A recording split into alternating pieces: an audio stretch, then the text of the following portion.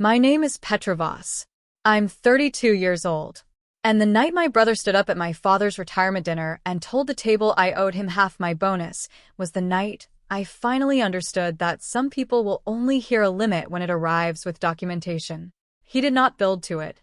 He did not wait for a private moment. He put down his fork, looked across the table, and said, "You got a bonus. I have a wife, a mortgage, and a kid starting school in September. You're single. You have no expenses worth mentioning. You owe me half." The table had 11 people at it. My father was at the head, still in the jacket he'd worn to his last day of work. My mother was 2 seats to my left. My brother Kai's wife, Renata, was beside him, her eyes on her plate. My aunt and uncle from my mother's side were there. 2 of my father's former colleagues.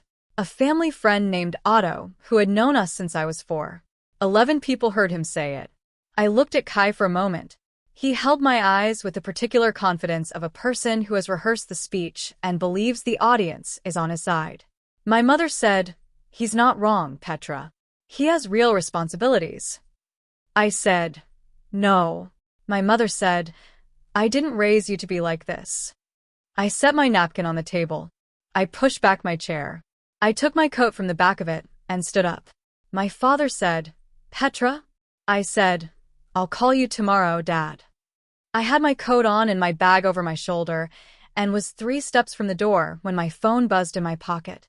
The screen said, "Northgate Mortgage Services."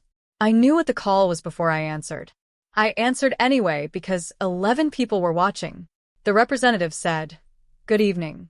I'm trying to reach Petra Voss, listed as co-signer on account ending 40471.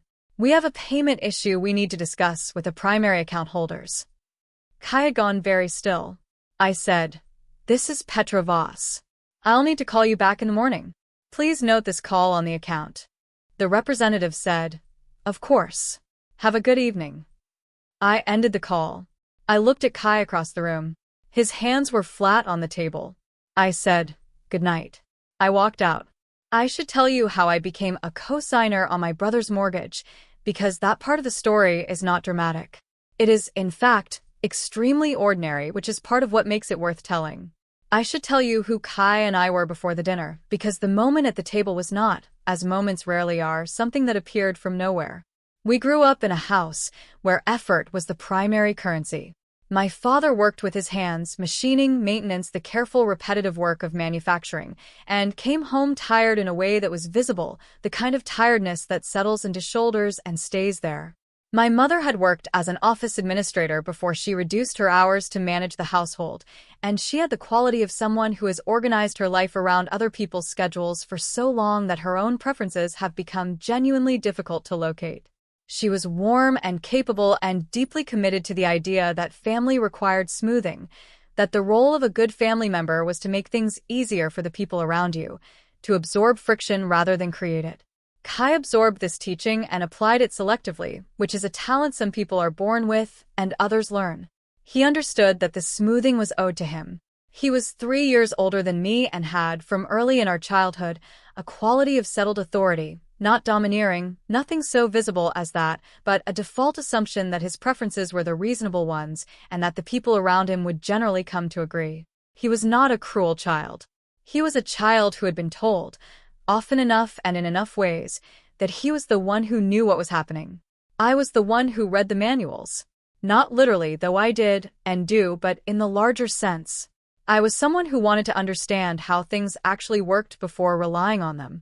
I took things apart to see the mechanism. I read the fine print. When I was 17 and my first car insurance policy arrived, I read it cover to cover and called the agent with 3 questions, which she answered with the slight surprise of someone not used to being asked. When I was in college studying business administration, I found that the contracts courses, the ones most of my classmates skipped in favor of finance and strategy, were the ones I looked forward to because they were about the precise relationship between language and obligation. A contract is a document that attempts to make a future event legible. I found that clarifying. After graduation, I took a position as a contracts assistant at a small engineering firm and was promoted twice in 4 years to contracts manager. The work suited me not because I was cautious. I was not particularly, but because I was exact. I read every line. I noted every obligation. I understood what I was committing to before I committed. This is a basic professional skill in contracts management, and it is not a common one in life, where most people sign things they haven't read and hope for the best. Kai had gone a different direction. He had studied communications, worked in sales for several years, and landed at a regional insurance agency where he was, by all accounts, very good at building rapport with clients. He was social and persuasive and generally well-liked, and these were genuine skills he had developed and earned. What he was not good at was the reading the fine print part. He had a tendency to understand the headline of a situation and wave through the details, which works well in insurance sales and less well in residential mortgages. Our mother had always been prouder of Kai's way of moving through the world than mine. Not because she thought reading the fine print was wrong. She didn't have a position on it, but because Kai's ease was visible and mine was not. He threw parties and made friends easily and moved through family gatherings with the natural comfort of someone for whom social life requires no preparation. I thought carefully before speaking, and was often the person who said the quiet thing rather than the charming one. In our family's accounting, Kai's traits read as warmth and mine as reserve. What they actually were, respectively, was confidence built on assumption and confidence built on preparation. Neither of us had articulated this distinction. We had simply lived inside it for 30 years. Kai is 3 years older than me. He is the kind of older brother who moves through life with an ease that reads as capability. He makes decisions quickly, presents them as settled, and relies on the people around him to fill the gaps his confidence creates. For most of our childhood, this quality was useful to him and harmless to me. He got what he wanted. I managed my own affairs. The distance between those two tracks felt comfortable enough. The track changed when he was 31 and decided to buy a house. The house was in a suburb 40 minutes from the city, a 3-bedroom on a cul-de-sac that he and Renata had visited twice before making an offer. The price was $387,000. Their combined income at the time was solid but not, according to the mortgage lender, sufficient for the loan on its own. Kai needed a cosigner with a stronger credit profile and documented income. He called me on a Sunday afternoon. He said it the way he said most things, as a conclusion, not a request. I need you on the mortgage as cosigner. It's just paperwork. You won't owe anything unless I default, which I won't. I said, let me think about it. I thought about it for 2 weeks. The 2 weeks I spent deciding whether to cosign were not quiet weeks. I want to be precise about what actually happened in them because the version I just told, the consultation with Carla Reinhardt, the careful review, the conditions I attached, makes it sound more assured than it was. The first thing I did was nothing. I told Kai I would think about it, and then I spent 2 days not thinking about it in any productive way, making coffee, going to work, running through the standard rhythms of a week while the question sat in the back of my mind the way unresolved contract language sits there, not urgent but not gone. On the 3rd day, I pulled out the loan summary Kai had emailed me and read it properly. The property was $387,000. The loan was a 30-year fixed at the rate current at the time, which was historically favorable. Their down payment was 20%, which was solid. The gap in their qualifying profile was income documentation. Renata had recently changed employers, and her new job's income was not yet fully seasoned, meaning it didn't count fully toward their qualifying income. On their own, without a cosigner, they were close but not there. I understood the numbers. What I needed to understand was the exposure. I called Carla Reinhardt not because she was a family friend or a referral, but because she appeared at the top of the search results for financial advisor cosigner obligations, which tells you something about how I approach decisions. She was in her late 50s, direct, and had the specific patient efficiency of a person who has answered the same questions many times and has refined her answers to their essential components. She explained cosigner obligations in about 20 minutes, including the part that most people didn't think about until it was too late, that if the primary borrowers defaulted, the lender came to the cosigner first or simultaneously, and that the cosigner's credit was exposed to all late payments and any default regardless of the cosigner's own payment behavior. She also explained, and this was the part one wrote down, that a cosigner retained certain rights under most residential mortgage agreements. the right to be notified of payment issues, the right to be consulted on refinancing decisions, and, in some agreements, the right to request a servicing review. She said I should read the specific agreement carefully before signing and confirm which of these rights were in it. I said, if I sign this and he misses payments, what happens to my ability to get a mortgage myself if I ever want to? She said, your debt-to-income ratio includes his loan. Lenders will see it. If he's current, it's manageable, but it will affect what you can borrow. I said, and if he defaults? She said, then you have a serious problem. I said, is there a way to protect against that? She said, you can't fully protect against it if you co-sign. What you can do is stay informed and have a clear understanding with the primary borrowers about your expectations. I said, is there a way to exit the arrangement? She said, typically through a refinance. They'd need to qualify on their own at that point. I sat with that for a moment. Then I said, what would you do? She said, I wouldn't do it for anyone except someone I trusted completely and whose finances I could monitor. I said, I trust him. I'm not sure I trust his attention to detail. She said, those are different things. I said, yes. I added the conditions, the payment notices, the direct contact for any account review, because they were the minimum I could extract from the agreement that gave me real-time visibility into something I was contractually liable for, not as a punishment, as due diligence. The loan officer at Northgate, a man named Warren Hess who sounded slightly relieved when I said I was ready to proceed, confirmed both conditions without pushback. They were standard co-signer accommodations, he said. He had a template. I signed. The house closed in March. I filed the agreement in the drawer labeled KI/mortgage, behind a copy of the loan summary and Carla's written notes. I pulled my own credit report. I ran the numbers on what co-signing that mortgage would mean for my debt-to-income ratio.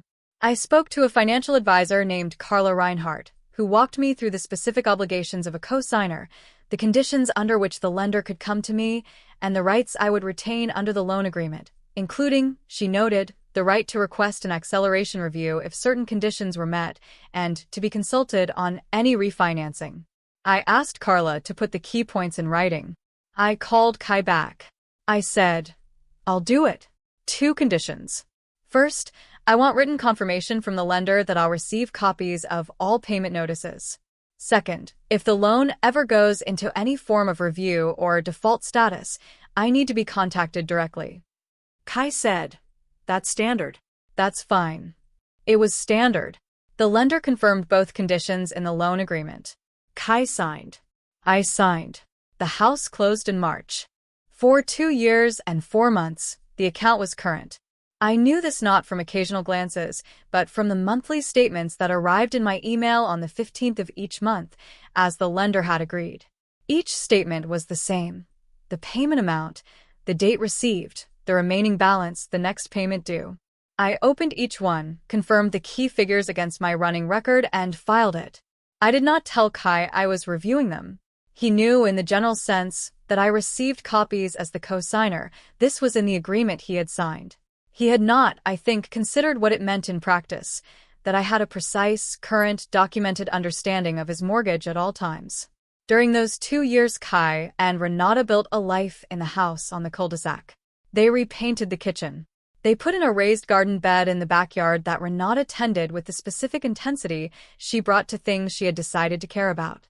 Mila arrived in the spring of the first year, a healthy, loud, thoroughly present child who Renata sent photos of regularly, including one that arrived on a Sunday morning in July of Mila standing in the backyard next to the garden bed, squinting into the sun, already opinionated about being photographed. I liked Renata. I had always liked Renata. She was precise and direct and had the quality of someone who had decided, at some point, to say what she meant and live with the results. She and Kai made a good combination, his ease balanced by her exactness, her directness softened by his social fluency. I had never doubted the marriage. What I had noted in those 2 years was the quality of Kai's relationship with financial information. The mortgage was current, yes, but in the second year, Renata mentioned once at a Sunday dinner that they had been caught off guard by the property tax bill, which had come in higher than the previous year. Kai had said, lightly, that he hadn't thought to check the assessment.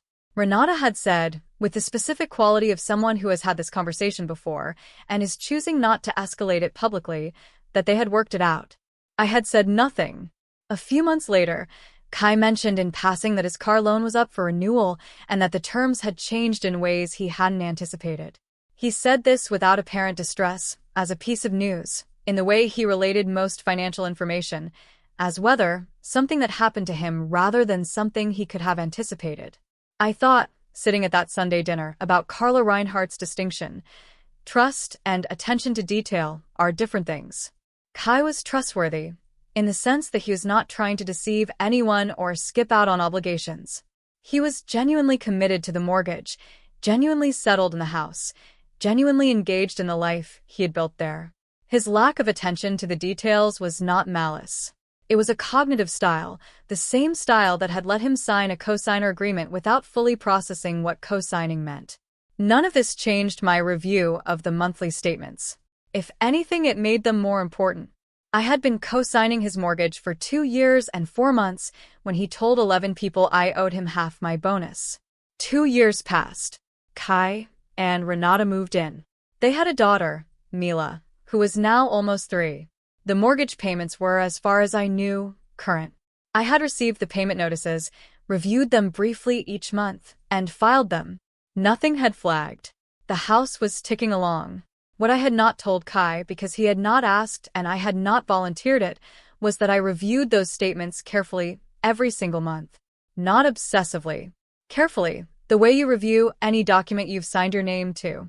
I knew the balance, the rate, the payment history, and the account number the way I knew my own bank statements. I am a contracts manager at a mid-sized engineering firm. Reviewing documents is what I do.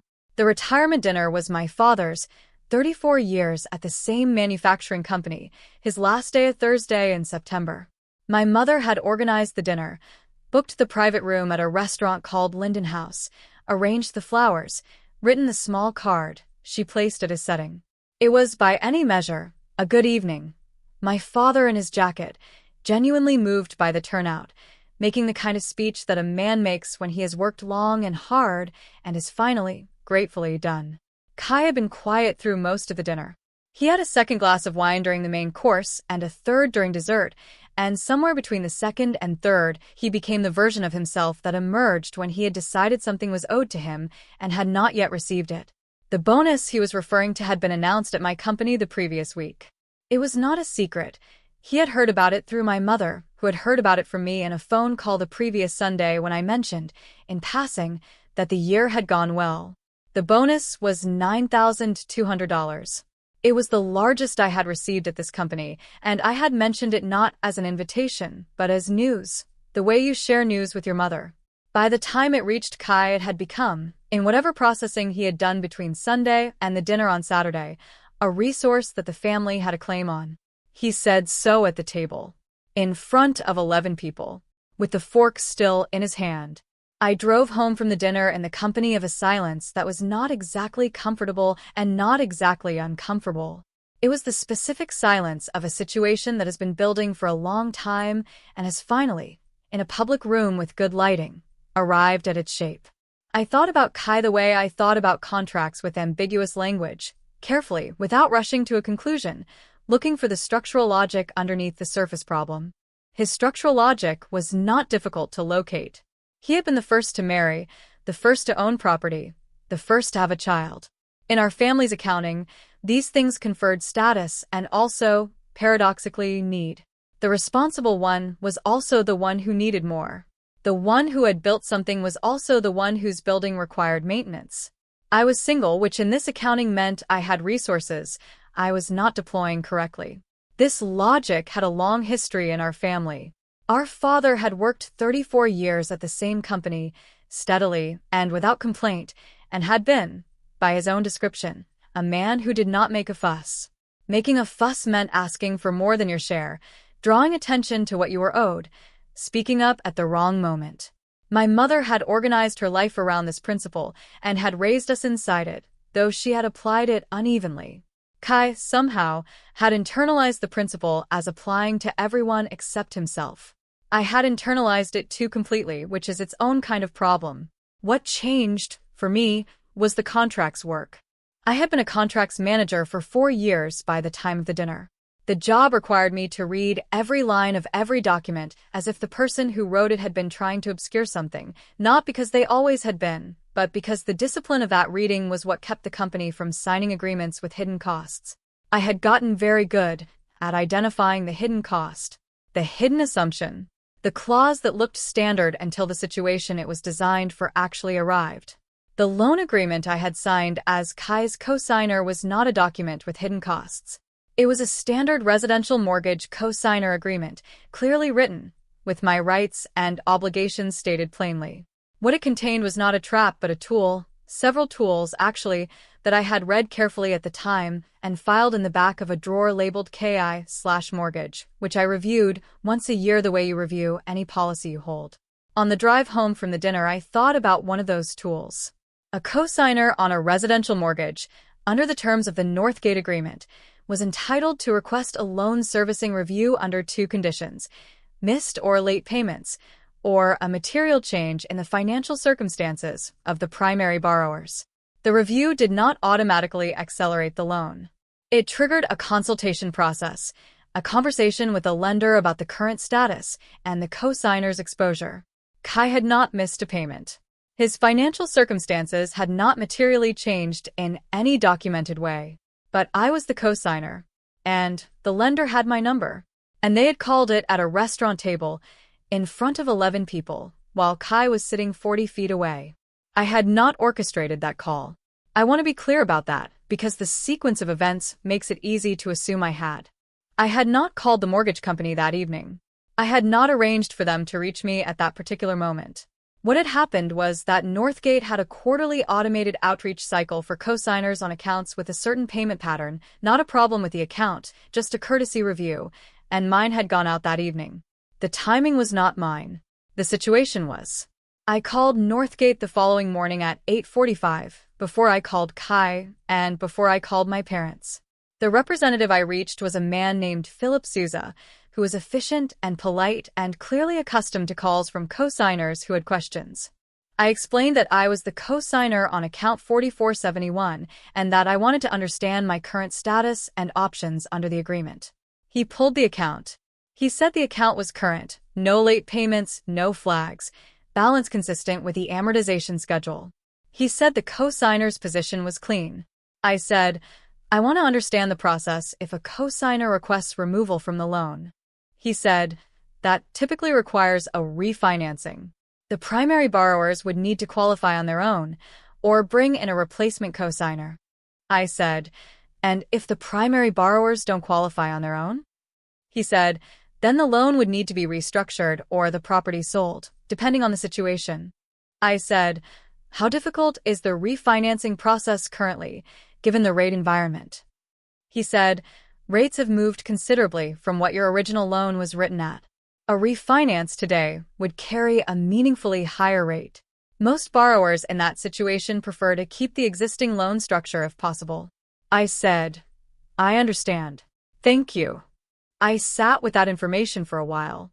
Then I called my friend Daniela, who is a family law attorney and had the quality of a person who delivers precise information without drama. I told her what had happened at the dinner and asked her what my actual options were. She said, you're the co-signer. The lender comes to you if he can't pay. Legally, you're exposed, but you also have leverage. If he wants to keep the loan structure intact, he needs you to stay on it. I said, if I request removal and he can't refinance on his own? She said, then he has a problem. A real one. He'd have to sell or restructure. I said, I'm not trying to force him to sell his house. She said, I know. But him knowing what the situation actually is, that he has been presenting as financially independent while relying on your signature, seems relevant. I said, yes. She said, what do you want to happen? I said, I want him to understand what he actually owes. Not money. The correct picture. She said, talk to him. Tell him what you've told me. That conversation is going to go better coming from you directly than from a lender letter. I said, I know. She said, and Petra, you don't owe him anything. That part is also the correct picture. I said, I know that too. I called Kai on a Sunday, 9 days after the dinner. He had called me twice in the intervening days, once the Monday after, once the Friday, and I had not answered either call. I had needed the 9 days not to manage my feelings about what had happened, but to be certain that what I said when I spoke to him was accurate and complete. I am methodical in this way. It is the same quality that makes me good at contracts work and occasionally frustrating to people who want things resolved quickly. He answered on the second ring. He said, Petra. I said, hi. A silence. Then, I've been trying to reach you. I said, I know. I wanted to wait until I had the full picture before we talked. He said, the mortgage company called you. I said, they called me at the dinner, yes. Routine co-signer contact. Another silence. You're still on the loan. I said, I am, which is relevant to what I want to talk about. He said, Petra, about the dinner. I said, let me go first. He stopped. I said, I've been the co-signer on your mortgage for 2 years and 4 months. I reviewed the agreement before I signed it. I've reviewed the payment statements every month since. The account is current and I know you've been paying on time, which I appreciate. None of that is the issue. He said nothing. I said, the issue is that you stood up at Dad's retirement dinner in front of 11 people and announced that I owed you money because you have a mortgage and I don't. What you didn't say, because I don't think you'd thought it through, is that your mortgage exists in part because I signed my name to it. Without my credit and my income on that application, you don't get that loan at the rate you got it. Possibly at all, given the rate environment at the time. A long silence. He said, I know you helped with the application. I said, I didn't help with it. I am contractually liable for it. There's a difference. He said, I've never missed a payment. I said, I know, and I want to keep it that way, which means I want us to understand clearly and on the record between us what the actual financial relationship is. He said, what do you mean on the record? I said, I mean I want you to know what I know, which is this. I am the co-signer on a loan you cannot currently refinance on your own at a comparable rate. I have spoken to a representative at Northgate. I am not going to request removal from the loan. I am not threatening the house. But I am also not your ATM, and I am not someone who owes you money because you chose to buy property, and I chose not to. He said, I wasn't trying to. I said, you said it in front of 11 people, Kai. A silence. I heard him exhale. He said, it was a bad moment. I said, it was. I'm giving you the opportunity to understand it correctly so it doesn't happen again. He said, understood. I said, good. He said, the dinner. I should have, I'm sorry, Petra. I said, I know. He said, Renata is, she didn't know I was going to say it. She was mortified. I said, I figured. He said, is there anything you need from me? I said, no. I need you to understand the situation accurately. That's all. He said, I do. I said, then we're done. I called my mother that afternoon. The conversation with my mother was shorter than the one with Kai, and in some ways more difficult. With Kai I had a clear, factual record to present. With my mother the record was more diffuse, a pattern of small moments, a long history of agreements she had not questioned, a Sunday dinner phone call that she had relayed to Kai without considering what he would do with the information. She said, when I called, I've been waiting to hear from you. I said, I know. She said, Kai told me about the mortgage, that you're on it. I said, yes. She said, I didn't know that. I said, I know. She said, he should have told me. I said, he should have understood it himself before he said what he said at the dinner. She said, I'm sorry for what I said. The raising you thing, that wasn't fair. I said, no. She said, I was trying to keep things smooth. I said, I know what you were trying to do. She said, Petra. I said, Mom, I love you, but keeping things smooth at my expense is not something I'm available for anymore. A silence. Long enough that I could hear the kitchen behind her, water running, the sound of a cabinet closing. She said, I understand. I said, I know you do. We talked for another 20 minutes about my father, about how he was adjusting to retirement, about the small routines he was working through. Ordinary things, moving through the ordinary channels of a conversation between a mother and daughter who know each other well and are also, sometimes, quite different from each other. When I hung up, I sat at my kitchen table for a while. The afternoon light came through the window at the angle it got in October, flat and gold, making long shadows on the floor. I thought about my father in his jacket, about the speech he had given, brief, honest, a man who had worked 34 years and was grateful and said so without fanfare. About the fact that the dinner had been organized for him and had been interrupted, midway through dessert, by his son asking his daughter for money. My father had said my name, Petra, when I stood up. Just that. Not a request to stay. Not a defense of Kai. Just my name, in his voice, which had in it something I recognized as the specific helplessness of a man who has watched this dynamic play out for decades and has never known what to do about it. I had called him the next morning, as I said I would. He said, I'm sorry about last night. I said, you have nothing to be sorry for. He said, I should have said something. I said, Dad, it's your retirement dinner. Your job was to enjoy it. He said, I didn't enjoy that part. I said, no, but you gave a good speech. He made a sound that was almost a laugh. He said, I worked 34 years. I think I earned one good speech. I said, you earned more than that. We talked for a few more minutes. Before he hung up, he said, You're all right? I said, yes. He said, good. A pause. You don't owe him anything, you know. I said, I know, Dad. He said, I just wanted to say it. I said, thank you. The weeks after the Sunday call had a quality I had not expected, not a resolution exactly, but a settling. The kind that happens when a structure has been under stress for a long time and the stress is finally named and the structure, having been named, can bear the weight more honestly. Renata's call came on a Thursday. I had not expected it, and I want to say that clearly because it changed something in how I understood what had happened and what was going to happen. She called from her own phone, not from a number I associated with Kai, and she opened the conversation without preamble.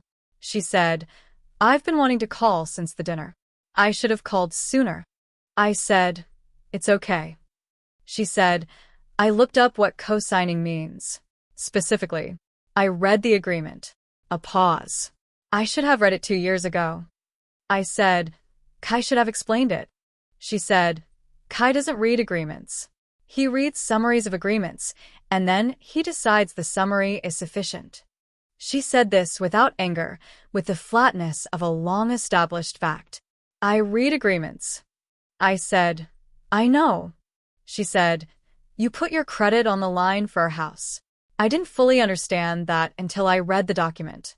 I want to say that was a significant thing to do, and we didn't acknowledge it. We should have acknowledged it. I said, I made the decision with clear eyes. The conditions I asked for were reasonable.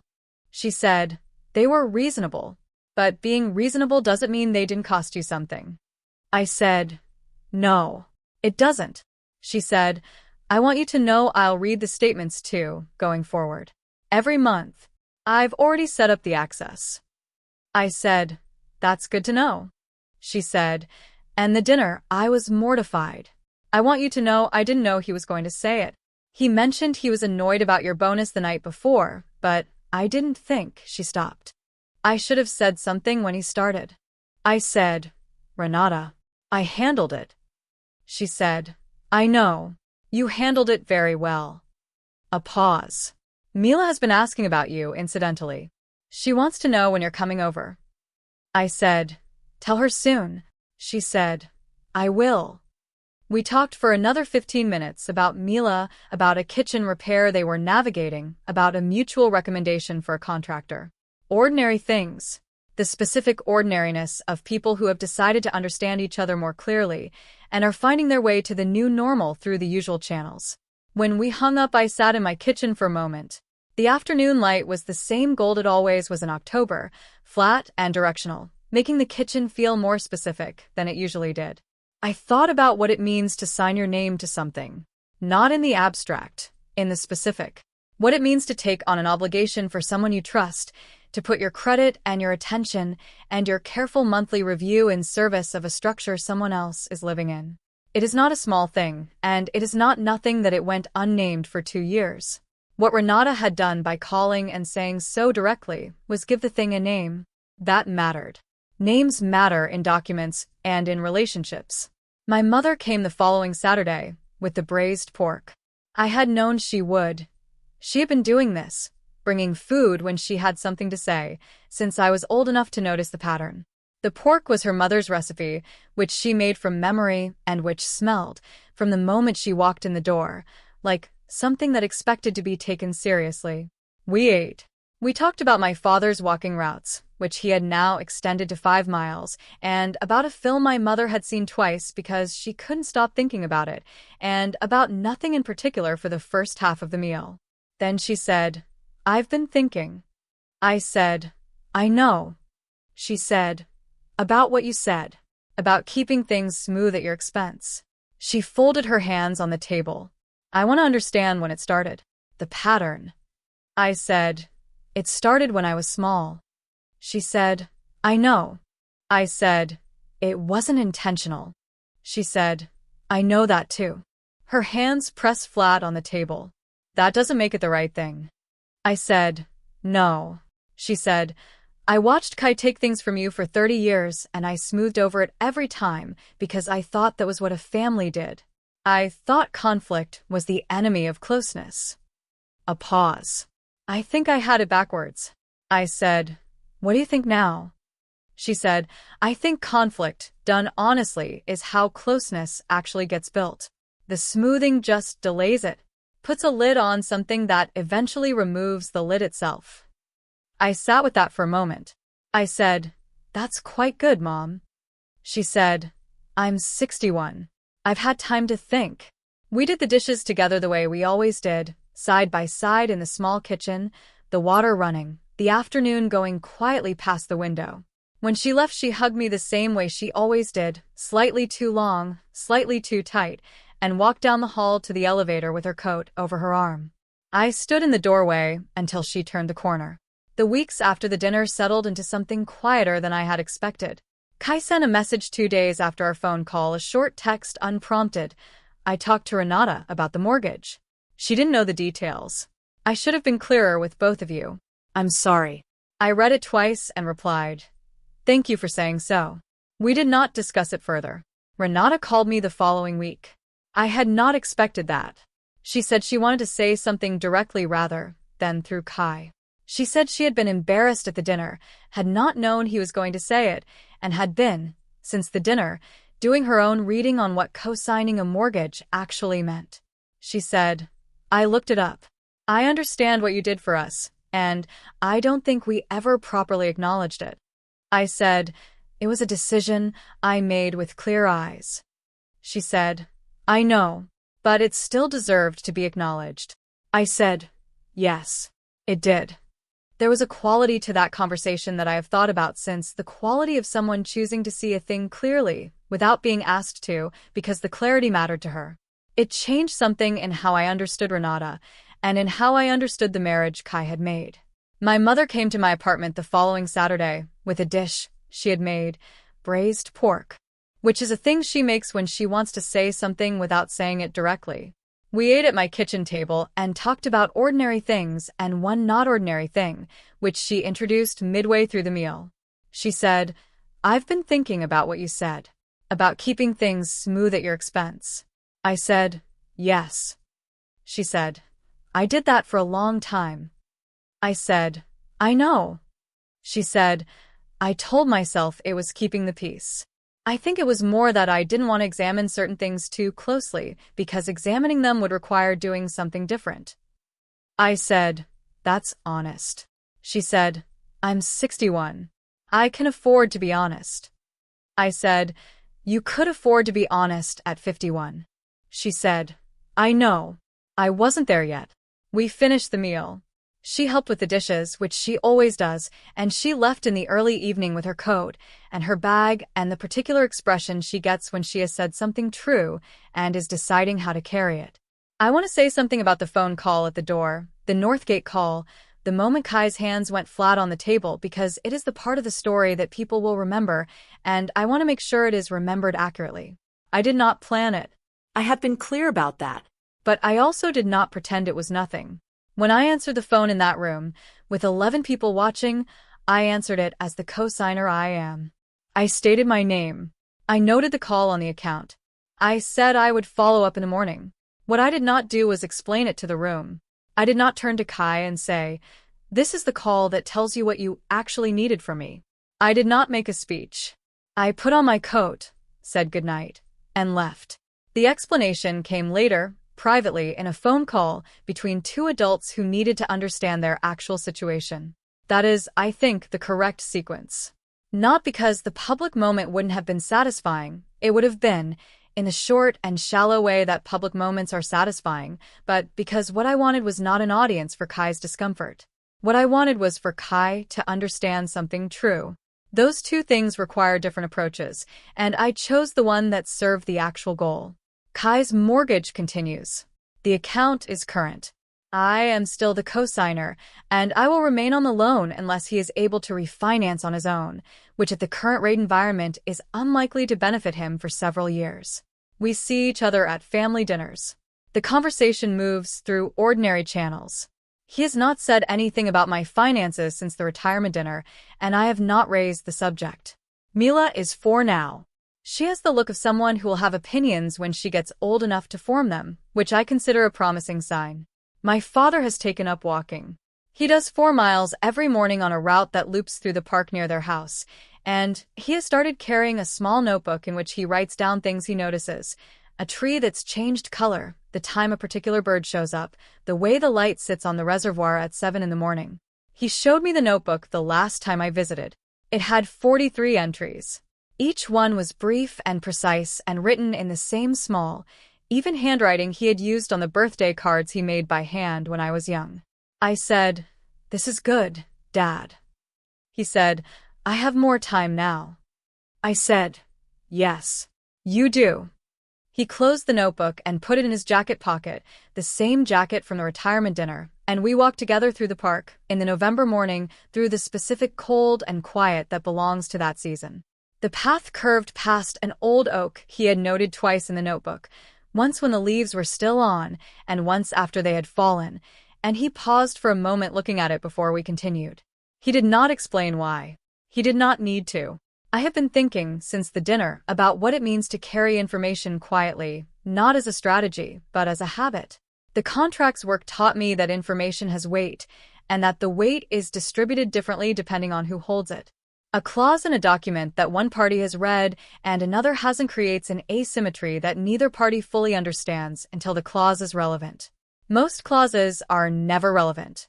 The relevant ones are the ones that arrive at inconvenient moments, in the middle of dinner conversations or during property tax seasons, or when a rate environment has shifted in ways nobody anticipated. I had been carrying the cosigner information for 2 years and 4 months. Not as leverage. I want to be clear about that, because the word leverage implies intention, and I had not co-signed Kai's mortgage with any intention of one day using the position to counter a demand.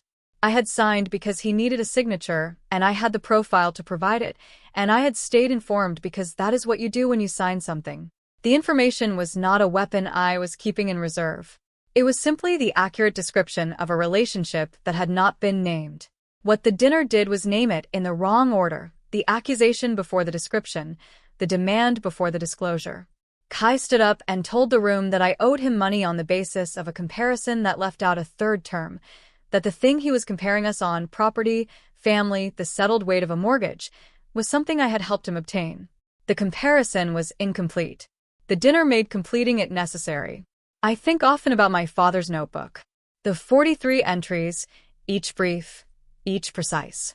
He had worked 34 years in manufacturing, doing careful and repetitive work that required attention to small tolerances, the kind of work where an error of a millimeter matters, where the quality of the measurement is the quality of the outcome. He had carried that discipline home with him, and it had shaped the household in ways that were not always comfortable, the expectation of effort, the suspicion of fuss, but that had also given his children a certain kind of grounding. We knew what careful work looked like. We had watched it for decades. What he was doing with the notebook was the same thing. A 4-mile route, a small record, 43 entries about trees and birds and light. Not grand. Not a project. Just the practice of looking at things precisely and writing down what was there. I think, sometimes, that this is the skill that runs through everything useful I have ever done. The practice of looking at what is actually there, rather than what would be convenient to see, and writing it down. In contracts work, this is called due diligence. In family life, it has no formal name, but it is equally necessary, and it is equally undervalued by the people who have not learned to do it. My father had learned it on a factory floor. I had learned it in an office reading purchase agreements. The medium doesn't matter. The practice is the same. Look carefully, record accurately, know what you're standing on. That is not a small thing to have inherited. There are two things I want to say before I close, because they are both true and both worth being said. The first is about the dinner. Kai said I owed him half my bonus because he had a mortgage, and I didn't. What he did not know, what I had chosen not to say because it had not come up and because I did not consider it a bargaining chip, was that his mortgage, the one he was using as evidence of his greater need, was something I had made possible with my signature. He was presenting his debts as proof of his importance while standing on a foundation I had helped build. This is not unusual. It is, in fact, a fairly common kind of family accounting, the one where the person who quietly enables something is the last person credited for it. The second thing is about the phone call. It was not a trap I set. It was a situation I had prepared for by doing my due diligence 2 years earlier and maintaining my attention to the account since. Preparation is not the same as plotting. Reading the documents you signed and knowing your rights under them is not scheming, it is the minimum responsibility of anyone who has put their name to something. The phone call simply revealed what was already true, that the ground my brother was standing on when he told me I owed him something was, in part, mine. The word owing is more complicated than it appears. We throw it around as though it's obvious. You owe me. I owe you, we owe them. As though the accounting is clear, and the only question is whether the debt gets paid. What I know now is that the accounting is almost never clear until someone asks the right question. And the right question is not who has more or who has less. The right question is, who actually built what we're standing on? Ask that question honestly about any relationship, and you will always find that the answer is more complicated and more interesting than the surface version. My name is Petra Voss. I am 32 years old. I co-signed my brother's mortgage, said no at a dinner table with 11 witnesses, answered a phone call at a restaurant door, and had a private conversation the following Sunday that said what needed to be said. He still has the house. I still have the bonus. My father has a notebook with 43 entries and a 4-mile morning route. We are, all of us, doing fine. There is one more thing. Choose the foundation you stand on carefully and know whose name is on it. The names on a document are not just formalities. They are the record of who showed up when the structure needed holding. That record matters, not as leverage and not as a debt, but as the truth of what was built and by whom. Keep your own records. Know what you signed. Let the documentation tell the story that the room couldn't. At my father's retirement dinner, 11 people heard my brother say that I owed him money because he had a mortgage and I didn't. One of those 11 people knew something about that mortgage that my brother had apparently forgotten. If you had been at that table and you heard what I heard and you knew what I knew, what would you have said? Or would you have done what I did and let the phone ring? Leave your answer in the comments. I read every one. If this story stayed with you, give it a like. It helps more people find it. Subscribe for a new story every week, and hit the bell so you don't miss the next one. I'm Petra. I'll see you in the next story.